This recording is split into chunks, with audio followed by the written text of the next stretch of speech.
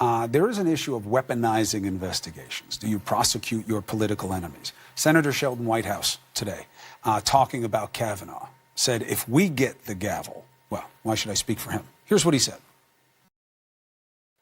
This is such bad practice that even if they were to ram this guy through, as soon as Democrats get gavels, we're going to want to get to the bottom of this. The idea of Kavanaugh as a sitting Supreme Court justice, and you would open, I know you're not in the Senate, but the Senate would open an investigation into him as a sitting justice. Is that politically saleable? Well, look, I think what Senator Whitehouse is saying is that we need to figure this out up front. We don't want a justice of the Supreme Court who is tainted by the question, did this justice commit attempted rape? If we can resolve that question before he gets a lifetime opponent, that's what we ought to do. And I think what the Republicans are setting up right now is, number one, they hope that Dr. Ford doesn't show up at all. That's the best case for them. Next to that, they hope that they can present just a he said, she said, so they can argue to their supporters back home, we believe Kavanaugh. But no one can really know, but we're giving him the benefit of the doubt. The reality is they don't want to look into it. They don't want to know anything apart from the two accounts of these two witnesses, when there are a great many people who could shed light on this, who can corroborate what Dr. Ford has said. I think not, right? I mean, on the flip side, as we saw with Anita Hill, when the FBI was asked by then President Bush to look into it, they came back after a few days and said, we can't corroborate it, and that was pretty fresh. They were dealing with pretty fresh incidents there. It could very well be that you have both testify. Kavanaugh says, I wasn't even at this party. I don't know anything about this. She can't prove otherwise. She can't corroborate in any other way. If that's the case, and nobody else is brought in, would you fault people for voting for Kavanaugh?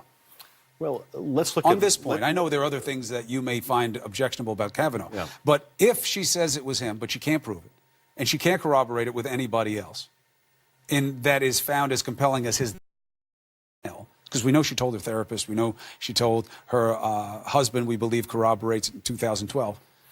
But what is the standard of whether or not you vote for him or not on the basis of this allegation?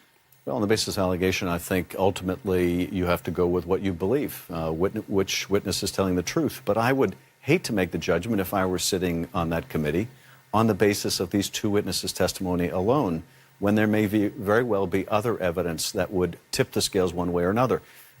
He says he was never at the party. Mm-hmm. There may be people at the party who remember that he was there, will testify that he is there. There may be a way to corroborate that he was there. Or they may say he wasn't there. There certainly appears to be a way to corroborate that this isn't something that she invented when he became nominated, because she told people about this years before she had any idea that he might be on the Supreme Court of the United States. So there are witnesses that we know already corroborate her account to some degree. And there are some who say that it's not true. You know, the person that she put there as a friend of his says it. Is he biased? You could argue he is, he isn't.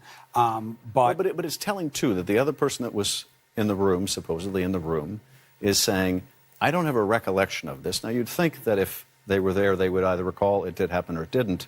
But he doesn't want to testify. Now, that is telling.